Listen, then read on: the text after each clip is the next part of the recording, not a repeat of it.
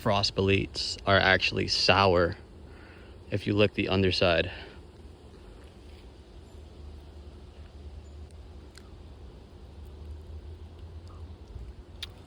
Literally sour. See the yellow liquid? It tastes like baby bottle pop.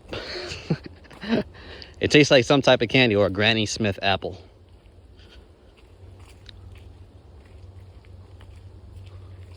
Called a Frost Belete edible.